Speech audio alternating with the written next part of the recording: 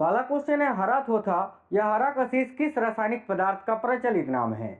देखिए हरा थोथा या हरा कशीस जो है ना, हरा थोथा का अगर सूत्र की बात करें तो ये होता है FeSO4, जिसको हम क्या बोलते हैं, तो भाई इसको हम बोलते हैं फेरस सल्फेट।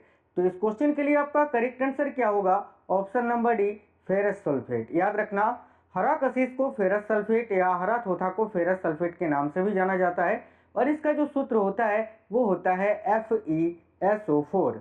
बहुत ही इंपॉर्टेंट क्वेश्चन है आपके एग्जाम के दृष्टिकोण से, तो आपको याद रखना है।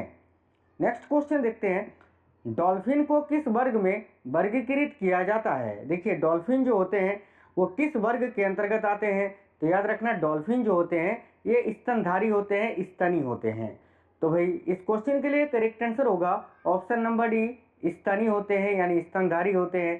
तेल का एक बैरल लगभग कितने लीटर के बराबर होता है। देखिए तेल का जो एक बैरल होता है वो 159 लीटर के बराबर होता है। याद रखिए ऑप्शन नंबर बी। देखिए ये क्लास आपको बिल्कुल सुपर फास्ट करवाएंगे, क्योंकि अभी आपके पास समय बहुत कम है और आपको ज़्यादा से ज़्यादा क्वेश्चंस पढ़ने हैं। तो 159 लीटर बराबर एक बैरल होता है तेल का। याद रखना, पीतल में कौन सी धातु पाई जाती है, यानी पीतल जो है वो किसकी मिश्र धातु होती है। देखिए पीतल की बात करें तो ये कॉपर प्लस जिंक की मिश्र धातु होती है, यानी तांबा और जस्ता का। तो राइट है ऑप्शन नंबर सी, तांबा और जस्ता। एडवर्ड जेनर निम्नलिखित में से किस रोग से जुड़े हैं। तो भाई एडवर्ड जेनर किस रोग के साथ जुड़े हुए हैं ये पूछा जा रहा है। देखिए एडवर्ड जेनर की बात करें तो इन्होंने चेचक के टीके को खोजा था। राइट आएगा ऑप्शन नंबर सी, चेचक से जुड़े हैं। दूध के घनत्व को किसके द्वारा मापा जाता है। अब देखिए दूध का जो घनत्व होता है इसको किससे मापते हैं, तो लैक्टोमीटर से मापते हैं, ऑप्शन नंबर ए। बाकी तीनों आपको बता देते हैं तीनों से क्या मापा जाता है। हाइड्रोमीटर की बात करें तो इससे डेंसिटी यानी घनत्व को मापा जाता है।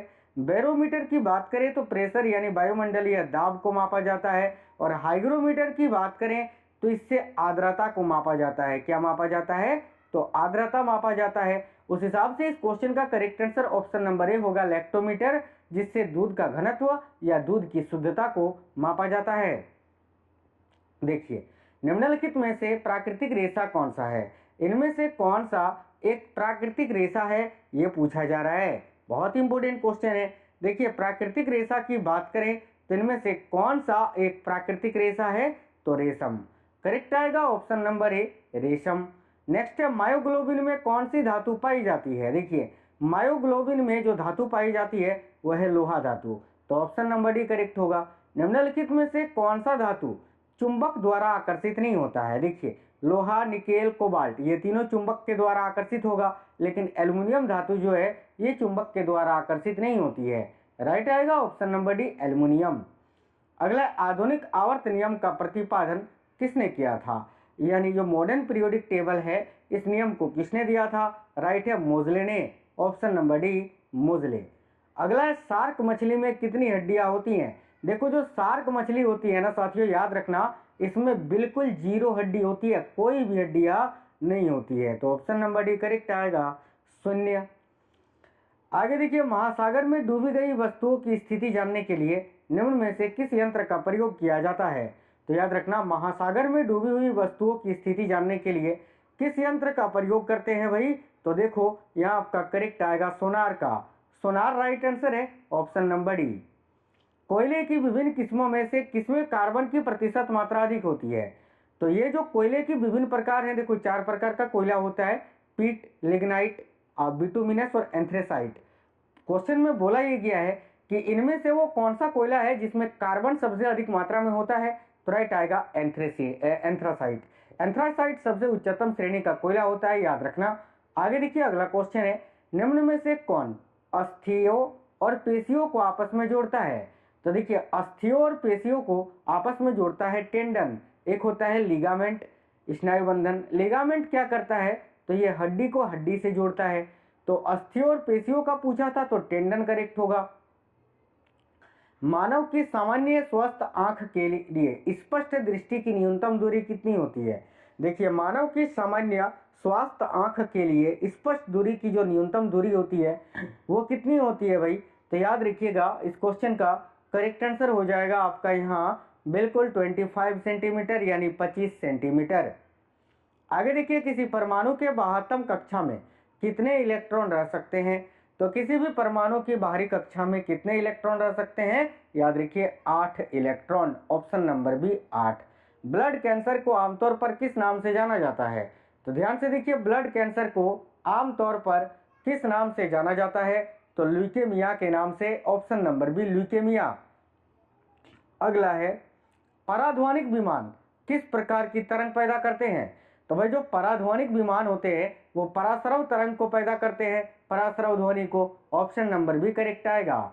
सबसे पहले रेडियो सक्रियता शब्द का प्रयोग किसने किया था? बड़ा ही सिंपल क्वेश्चन है। देखिए, सबसे पहले रेडियो सक्रियता शब्द का प्रयोग किया था हेनरी बेक्यूरेल ने, करेक्ट आएगा ऑप्शन नंबर ए। निम्न में से पेसमेकर का संबंध किससे है? तो पेसमेकर का संबंध हृदय से है। जब हृदय गति धीमी पड़ जाती है तो पेसमेकर लगाया जाता है हृदय में। याद रखना, पेसमेकर को कृत्रिम, ठीक है, कृत्रिम हृदय के नाम से भी जाना जाता है, कृत्रिम हृदय, ठीक है। चलिए आगे देखिए, नेक्स्ट क्वेश्चन है, प्रकाश की गति किसके बीच जाते हुए न्यूनतम होती है? तो प्रकाश की गति सबसे अधिक होती है साथियों कांच में, जो होती है, माफ करना, निर्वात में, जो कि होती है 3 × 10⁸ मीटर पर सेकेंड, ठीक है। लेकिन सबसे न्यूनतम होती है कांच में, राइट आएगा ऑप्शन नंबर ए। सबसे अधिक होगा निर्वात में, सबसे कम होगा कांच में। आगे देखिए, नेक्स्ट है, कार्बन मोनोऑक्साइड तथा नाइट्रोजन गैस के गैसीय मिश्रण को क्या कहते हैं? तो कार्बन मोनोऑक्साइड और नाइट्रोजन गैस का जो गैसीय मिश्रण होता है इसको प्रोड्यूसर गैस बोलते हैं, करेक्ट आएगा option number C producer gas. मछलियों के यकृत के तेल में किसकी प्रचुरता होती है? तो भाई मछलियों के यकृत के तेल में विटामिन डी की प्रचुरता होती है, ये आपको याद रखना है, विटामिन डी की। बरसात के दिन में जल पर छोटी तेलीय परतों में चमकीले रंग दिखाई देते हैं, यह किसके कारण होता है? देखिए, बरसात के दिन में जल पर छोटी तेलीय परतों में चमकीले रंग दिखाई देते हैं, यह होता है परिक्षेपण के कारण, याद रखना। Option number B right answer होगा, परिक्षेपण, आपको याद रखना है। अगला है, हाइड्रोजन के समस्थानिकों की संख्या कितनी होती है? देखिए, हाइड्रोजन जो होते हैं ना, इसके 3 समस्थानिक होते हैं। 3 में से एक होता है आपका प्रोटियम, एक होता है ड्यूटेरियम और एक आपका होता है ट्राइटियम। तो यहाँ आपका करेक्ट आएगा ऑप्शन नंबर बी, 3 होता है, याद रखना। आगे देखिए, किसी चुंबकीय पदार्थ को विचुंबकीय किया जा सकता है किस प्रकार से? तो कोई भी चुंबकीय पदार्थ है, उस पदार्थ से चुंबकीय गुण को हटाना है तो क्या करना पड़ेगा? या तो उसको हथौड़े से पीटेंगे या तो गर्म करेंगे, उपयुक्त दोनों से, हथौड़े से पीटकर या गर्म कर दोनों तरह से जो है किसी भी चुंबकीय पदार्थ को विचुंबकीय किया जा सकता है, याद रखना। निहायत ही इंपॉर्टेंट क्वेश्चन है ये। चलिए आगे देखिए, निम्नलिखित में से किस खनिज द्वारा लोहा प्राप्त किया जाता है? तो लोहा की बात करें तो लोहा का अयस्क इनमें से कौन सा है? ध्यान से देखो, ऑप्शन नंबर डी में हेमेटाइट दिख रहा है, हेमेटाइट जो कि लोहा का अयस्क है जिससे लोहा को निकाला जाता है, तो हेमेटाइट करेक्ट आंसर होगा। मस्तिष्क निम्नलिखित में से किसके लिए जिम्मेदार होती है?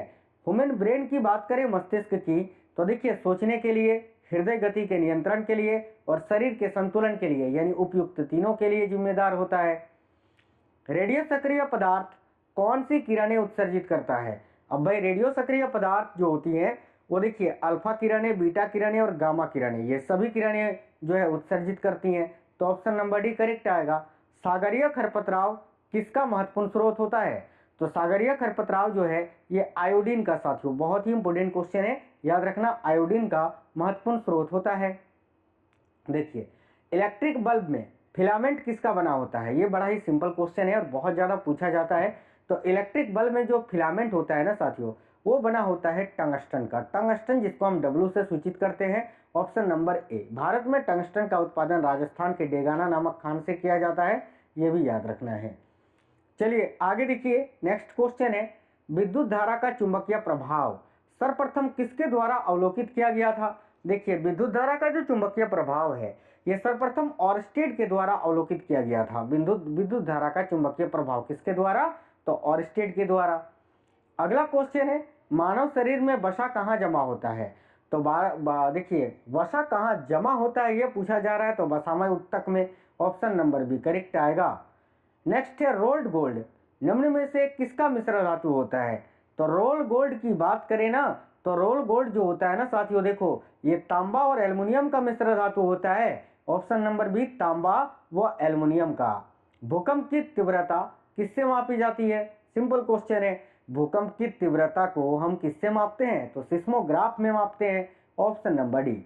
निम्न में से कौन आयोडीन का सर्वोत्तम स्रोत है? देखिए इनमें से कौन सा आयोडीन का सर्वोत्तम स्रोत होता है? तो करेक्ट आएगा सेवाल। Option number A.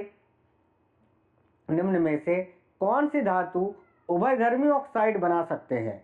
तो भाई उभयधर्मी ऑक्साइड की बात करें ना तो साथियों ये एल्युमिनियम बना सकता है, जिंक बना सकता है। तो यहाँ देखो एल्युमिनियम आपको दिख रहा है, तो ऑप्शन नंबर बी करेक्ट आएगा। याद रखना एल्युमिनियम के अलावा जिंक जो है, जिंक भी उभयधर्मी ऑक्साइड बना सकता है। आगे देखिए डायनेमो में ऊर्जा परिवर्तन होता है किसमें? तो भाई डायनेमो जो होता है ना, डायनेमो में ऊर्जा परिवर्तन जो होता है वो किस प्रकार से होता है? तो वो यांत्रिक ऊर्जा को विद्युत ऊर्जा में बदलता है। राइट आएगा ऑप्शन नंबर ए। पालक के पत्तों में किसकी मात्रा सबसे अधिक होती है? तो पालक की बात करें तो इसमें लौह तत्व की प्रचुरता होती है। लौह तत्व की प्रचुरता होती है पालक के पत्तों में। तो भाई यहाँ आयरन आपको दिख रहा है, ऑप्शन नंबर बी करेक्ट होगा।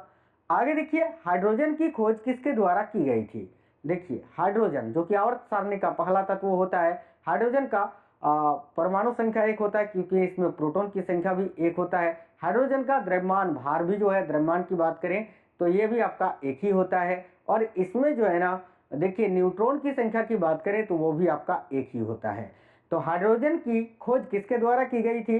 तो ये हेनरी कैवेंडिश ने की थी। करेक्ट आएगा ऑप्शन नंबर बी कैवेंडिश। परमाणु बम का सिद्धांत किस पर आधारित है? परमाणु बम का जो सिद्धांत होता है वो नाभिकीय विखंडन के सिद्धांत पर कार्य करता है। तो नाभिकीय विखंडन करेक्ट होगा। निम्नलिखित में से कौन सा खाद्य पदार्थ लोहे का सर्वोत्तम स्रोत है? तो इनमें से वो कौन सा खाद्य पदार्थ है जो लोहे का सर्वोत्तम स्रोत है? तो देखो सेब। सेब में लोहा जो है पाया जाता है। इसके अलावा सेब में कौन सा अम्ल पाया जाता है? तो याद रखना मैलिक एसिड। मैलिक एसिड जो होता है ना, मैलिक अम्ल, ये आपका किस में पाया जाता है? तो एप्पल में ही पाया जाता है, सेब में। चलिए नेक्स्ट क्वेश्चन देखते हैं। तो आपका अगला क्वेश्चन है कि प्रदूषण युक्त वायुमंडल को निम्नलिखित में से किसके द्वारा स्वच्छ किया जाता है? देखिए प्रदूषण युक्त वायुमंडल जो होता है उसको ऑक्सीजन के द्वारा स्वच्छ किया जाता है। याद रखना ऑप्शन नंबर ए ऑक्सीजन के द्वारा। एक कृत्रिम उपग्रह में विद्युत ऊर्जा का स्रोत क्या होता है? तो एक कृत्रिम उपग्रह में विद्युत ऊर्जा का स्रोत होता है सौर cell. Option number B correct है, सौर सेल। शरीर के किस अंग की खराबी से मधुमेह रोग का प्रकोप होता है? देखिए शरीर का इनमें से वो कौन सा अंग है जिसकी खराबी से मधुमेह रोग का प्रकोप होता है? करेक्ट आएगा पेंक्रियाज की खराबी से, यानी अग्नाशय की खराबी से। अगला पीने के पानी को शुद्ध करने के लिए निम्न गैसों में से किसे प्रयोग में लाया जाता है? याद रखना क्लोरीन। क्लोरीन का प्रयोग पीने के पानी को शुद्ध करने के लिए किया जाता है। मृग मरीचिका बनाने वाली घटना को क्या कहते हैं? बहुत ही इंपॉर्टेंट क्वेश्चन है। मृग मरीचिका बनाने वाली घटना को हम क्या कहते हैं?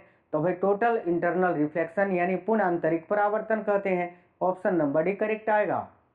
केंद्रीय खाद्य प्रौद्योगिकी अनुसंधान संस्थान कहाँ स्थित है? देखिए केंद्रीय खाद्य प्रौद्योगिकी अनुसंधान संस्थान जो है ये आपका कहाँ पर स्थित है? तो भाई याद रखना केंद्रीय खाद्य प्रौद्योगिकी अनुसंधान संस्थान ये कहाँ स्थित है? तो याद रखना मैसूर में। Mysore option number D correct होगा।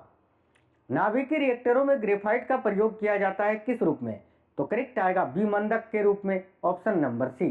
किसी संगीत यंत्र की ध्वनि तीव्रता किसमें मापी जाती है? देखिए किसी संगीत यंत्र की ध्वनि की जो तीव्रता है उसको डेसिबल में मापा जाता है। Option number D. अगला है 14 वर्ष तक की आयु के बच्चों के विकास के लिए निम्नलिखित में से कौन सा सबसे अधिक महत्वपूर्ण है? तो करेक्ट आएगा protein. Option number A protein correct है। क्लोरोफ्लोरोकार्बन ज्यादातर कहाँ इस्तेमाल होता है? सीएफसी जो होता है ना साथियों ये ज्यादातर रेफ्रिजरेटरों में यानी फ्रिज में इस्तेमाल किया जाता है। तो ऑप्शन नंबर सी राइट है। ठोस कपूर से कपूर वाष्प बनने की प्रक्रिया क्या कहते हैं? को क्या कहते हैं? देखिए ठोस कपूर से जब कपूर वाष्प बनता है तो उसको ऊर्ध्वपातन बोलते हैं। ऑप्शन नंबर सी करेक्ट आएगा। निम्नलिखित में से किसका उपयोग रक्त कैंसर के उपचार में किया जाता है? तो कोबाल्ट 60 का। ऑप्शन नंबर डी करेक्ट आएगा कोबाल्ट 60। शराब का निर्माण किस प्रक्रिया के परिणाम स्वरूप होता है? देखिए शराब का जो निर्माण है वो साथियों किण्वन के द्वारा होता है। किण्वन क्रिया के परिणाम स्वरूप। तो ऑप्शन नंबर ए। पद्धति में लेंस की शक्ति की इकाई क्या होती है? तो भाई लेंस की शक्ति की इकाई साथियों हमेशा डायोप्टर होती है, याद रखना डायोप्टर। ठीक है, आगे देखिए ईईजी से किस अंग की कार्य प्रणाली प्रकट होती है? तो ईईजी पूछे तो सीधे आपको मस्तिष्क बताना है, ब्रेन, और यही अगर आपसे ईसीजी पूछे तो हृदय बताना है। ईईजी पूछा है तो मस्तिष्क होगा। नेक्स्ट क्वेश्चन है, अधिक मात्रा में इथाइल अल्कोहल का सेवन करने पर बुरा प्रभाव पड़ता है कहां पर? तो देखिए अधिक मात्रा में कोई इथाइल अल्कोहल का सेवन करता है ना, तो कहां पर बुरा प्रभाव पड़ता है? तो याद रखना लीवर खराब हो जाता है ना शराब पीने से। तो ऑप्शन नंबर भी करेक्ट आएगा। यदि एक पेंडुलम से दोलन करने वाली घड़ी को पृथ्वी से चंद्रमा पर ले जाया जाए तो घड़ी क्या होगी? तो भाई सुस्त हो जाएगी। ऑप्शन नंबर ए करेक्ट आएगा, सुस्त। चिकित्सा शास्त्र का जनक किसे कहा जाता है? देखिए चिकित्सा शास्त्र का जनक हिप्पोक्रेटस को कहा जाता है। Option number C Hippocrates. मनुष्य के शरीर में खून के शुद्धिकरण की प्रक्रिया को क्या कहते हैं? बड़ा ही सिंपल क्वेश्चन है, करेक्ट आएगा डायलिसिस। अगला हिस्टियोलॉजी शब्द का प्रयोग सर्वप्रथम किसने किया था? देखिए हिस्टियोलॉजी के अंतर्गत ऊतकों का अध्ययन किया जाता है, याद रखना, और इस शब्द का प्रयोग सबसे पहले मेयर ने किया था। तो ऑप्शन नंबर ए हम मेयर बताएंगे। हरगोविंद खुराना को किस क्षेत्र में नोबेल पुरस्कार मिला था? राइट है साथियों, ऑप्शन नंबर बी चिकित्सा विज्ञान के क्षेत्र में। 1968 में इनको नोबेल पुरस्कार मिला था हरगोविंद खुराना को, यह भी याद रखना। विद्युत मोटर किस सिद्धांत के अनुसार कार्य करता है? देखिए विद्युत मोटर की बात करें ना तो ये फैराडे है ना, देखो फैराडे के नियम के अनुसार बिल्कुल कार्य करता है। तो राइट आएगा ऑप्शन नंबर ए फैराडे के नियम पर। अच्छा, ऊंट आपने देखा होगा इस प्रकार से ऊंट का कुबड़ बना होता है पीठ पर। तो ये जो कुबड़ होता है ये किस उत्तक का बना होता है? याद रखिएगा वसामय उत्तक का। Option number D. नींबू के रस का पीएच मान कितना होता है? देखिए नींबू का जो रस होता है इसका पीएच मान होता है 2.4। करेक्ट आएगा ऑप्शन नंबर सी। आरएच कारक ने अपना यह नाम किस जानवर से लिया? तो आरएच कारक ने अपना यह नाम जो है वो किस जानवर से लिया था? तो भाई बंदर से लिया था। ऑप्शन नंबर ए राइट है बंदर। पेट्रोल का मुख्य संघटक क्या है? देखिए पेट्रोल जो होता है ना इसका मुख्य संघटक होता है ऑक्टेन। ऑक्टेन करेक्ट आएगा, याद रखिएगा। एक गिलास पानी पीने से कितनी कैलोरी मिलती है? तो जब हम एक गिलास पानी पीते हैं तो उससे 0 कैलोरी, कोई भी कैलोरी प्राप्त नहीं होती है, याद रखिएगा। देखिए स्वर्ण यानी सोना निम्नलिखित में से किस पदार्थ में घुलनशील होता है? सोने की बात करें तो Au इसका सूत्र होता है, और ये किसमें घुलता है? तो एक्वारेजिया में घुलता है। राइट आएगा ऑप्शन नंबर सी एक्वारेजिया। हृदय की गति की जांच किस यंत्र द्वारा की जाती है? तो याद रखना कार्डियोग्राम के द्वारा। Option number A. मानव रक्त में प्लाज्मा कितना प्रतिशत पाया जाता है? तो मानव रक्त में प्लाज्मा की बात करें तो ये 55% पाया जाता है। Option number D. अगला क्वेश्चन है शुक्राणु का निर्माण कहाँ होता है? तो भाई शुक्राणु का निर्माण ये कहाँ पर होता है? देखिए शुक्राणु का निर्माण जो है ना बहुत ही इंपॉर्टेंट क्वेश्चन है बायोलॉजी का, याद रखना है। शुक्राणु का निर्माण ये वृषण में होता है साथियों। ऑप्शन नंबर ए करेक्ट आएगा वृषण। अंडे के किस भाग में प्रोटीन की मात्रा अधिक होती है?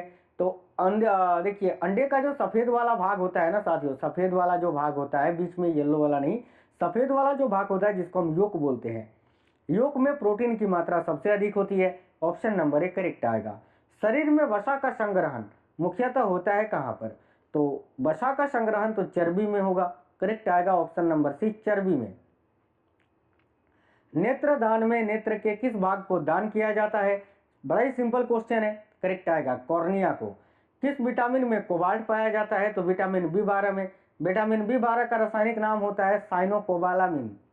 साइनोकोबालामिन क्योंकि इसमें कोबाल्ट पाया जाता है। ऑप्शन नंबर डी करेक्ट आएगा। विटामिन बी6 का रासायनिक नाम होता है पायरिडोक्सिन।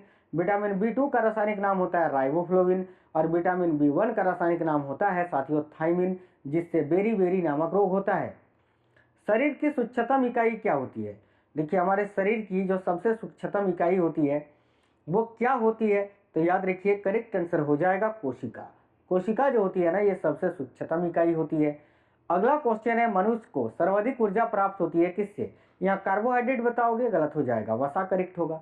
मनुष्य को सर्वाधिक ऊर्जा वसा से प्राप्त होती है। त्वरित ऊर्जा अगर पूछे एथलीट को त्वरित ऊर्जा किससे प्राप्त होती है? तो कार्बोहाइड्रेट से, और मनुष्यों को सर्वाधिक ऊर्जा ये वसा से प्राप्त होती है। निम्न में से किसको सबसे कम जल की आवश्यकता होती है? इनमें से कौन सा पौधा है जिसको सबसे कम जल की आवश्यकता होती है? देखिए करेक्ट आंसर क्या होगा, तो वह सबसे कम जल की आवश्यकता खजूर को होती है। ऑप्शन नंबर सी खजूर। सरीसृप वर्ग का अध्ययन क्या कहलाता है? याद रखना सरीसृप वर्ग का जो अध्ययन है वो हर्पेटोलॉजी के अंतर्गत किया जाता है साथियों। तो ऑप्शन नंबर बी करेक्ट होगा, हर्पेटोलॉजी। अगला, लीवर में भविष्य के लिए कौन सा विटामिन भंडारित होता है? तो देखिए लीवर में भविष्य के लिए कौन सा विटामिन है जो कि भंडारित रहता है? याद रखना विटामिन ए भंडारित रहता है यकृत में। आगे देखिए भोजपत्र किस पेड़ की छाल से प्राप्त होता है? तो भोजपत्र की बात करें तो ये बेटियोला नामक पौधे की छाल से प्राप्त होता है। तो बेटियोला करेक्ट आएगा, ऑप्शन नंबर ए। अस्थि में कौन सा प्रोटीन पाया जाता है? तो हड्डी में कौन सा प्रोटीन पाया जाता है? तो ओसिन नामक प्रोटीन पाया जाता है। ऑप्शन नंबर सी करेक्ट आएगा, ओसिन। कवक विज्ञान के जनक कौन है? देखिए कवक विज्ञान के जनक कौन है साथियों? तो माइकेली। याद रखना ऑप्शन नंबर ए। अधिक विकिरण के संपर्क में आने से कौन सा रोग होता है? याद रखना अधिक विकिरण के संपर्क में आने से कैंसर होता है। ऑप्शन नंबर ए करेक्ट आएगा, कैंसर। विश्व मलेरिया दिवस कब मनाया जाता है? याद रखना विश्व मलेरिया दिवस 25 अप्रैल को मनाया जाता है। Option number D. Dialysis machine का आविष्कार किसने किया था? देखिए डायलिसिस मशीन जो है ना साथियों, इसका आविष्कार पूछा है तो कोल्फ ने किया था। देखो डायलिसिस मशीन जो है ना, इसका आविष्कार किसने किया था? तो कोल्फ ने किया था। बड़ा ही इंपॉर्टेंट क्वेश्चन है, वेरी वेरी इंपॉर्टेंट क्वेश्चन है। याद रखना डायलिसिस मशीन का आविष्कार किसने किया था? तो भाई कोल्फ ने किया था डायलिसिस मशीन का आविष्कार। ठीक है, क्लास में ही क्वेश्चन आपको याद करवा देंगे। मानव त्वचा में पाए जाने वाला वर्णक कौन सा होता है? तो मानव त्वचा में पाया जाने वाला वर्णक होता है melanin. Option number B correct आएगा, मेलानिन। कौन सा तत्व है जो सूर्य में सर्वाधिक मात्रा में पाया जाता है? देखिए इनमें से कौन सा तत्व है जो सूर्य में सर्वाधिक मात्रा में पाया जाता है? याद रखना हाइड्रोजन। विषाणु क्या है? देखिए विषाणु की बात करें तो इसमें कोई कोशिका नहीं होता है, तो इसको हम बोल सकते हैं कि अकोशिकीय। अकोशिकीय इसको हम बोल सकते हैं क्योंकि इसमें कोशिका नहीं होता है। तो अकोशिकीय ही विषाणु, इस हिसाब से इस क्वेश्चन का आंसर होगा अकोशिकीय। Option number B. बैरोमीटर का आविष्कार किसने किया था? देखिए बैरोमीटर से हम वायुमंडलीय दाब को मापते हैं और इसका आविष्कार किया था एवा गैलिस्ता टोरिसेली ने। ऑप्शन नंबर ए करेक्ट आएगा, टोरिसेली आपको याद रखना है। मनुष्य के लाल रक्त कोशिकाओं का जीवन काल कितना होता है? तो भाई मनुष्य के लाल रक्त कोशिकाओं का जो जीवन काल होता है वो 120 दिन का होता है। आगे देखिए न्यूटन के पहले नियम को और किस नाम से जानते हैं? तो न्यूटन का जो पहला नियम है इसको जड़त्व का नियम के नाम से जानते हैं। अगला, लाल सागर का लाल रंग किसकी उपस्थिति के कारण होता है? तो लाल सागर का जो लाल रंग है ये शैवालों की उपस्थिति के कारण होता है। ऑप्शन नंबर बी शैवाल। निम्न में से किसे भविष्य का ईंधन कहा जाता है? देखिए भविष्य का ईंधन इनमें से किसे कहा जाता है? तो भविष्य का ईंधन हाइड्रोजन को कहा जाता है। Option number A. निम्न में से किस जंतु में आंसू ग्रंथि नहीं होती है? तो इनमें से वो कौन सा, देखिए कौन सा जंतु है जिसमें आंसू ग्रंथि यानी टीयर ग्लैंड नहीं होता है? तो घड़ियाल में। घड़ियाल करेक्ट आंसर हो जाएगा। बादल किस कारण से वायुमंडल में तैरते हैं? देखते हो ना बादल वायुमंडल में तैरते रहते हैं, किसके कारण? तो भाई याद रखना निम्न घनत्व, कम घनत्व के कारण। तो करेक्ट आएगा निम्न घनत्व, ऑप्शन नंबर बी। किसकी उपस्थिति के कारण किसी पादप कोशिका और पशु कोशिका में अंतर पाया जाता है? तो किसकी उपस्थिति के कारण पादप कोशिका और पशु कोशिका में अंतर पाया जाता है? याद रखिए कोशिका भित्ति के कारण। अगला क्वेश्चन है, मनुष्य 1 मिनट में कितनी बार सांस लेता है? तो देखिए करेक्ट आएगा 16 से 18 बार। मनुष्य का जो हृदय है 1 मिनट में 72 से 80 बार लगभग धड़कता है, लेकिन जो है ना मनुष्य 1 मिनट में कितनी बार सांस लेता है? तो 16 से 18 बार। साथियों देखिए आज का जो क्लास था ये बड़ा ही इंपॉर्टेंट क्वेश्चन था और उम्मीद करते हैं आपको क्लास पसंद आई है। मैं डेली आपके लिए साइंस के क्लासेस लेकर आऊँगा, आपको डेली वो वीडियोस देखने हैं, जीके के क्लासेस, करेंट अफेयर्स के क्लासेस, सारा सब कुछ आपको मिलेंगे। वीडियो को लाइक कर दीजिए, चैनल सब्सक्राइब कर लेना।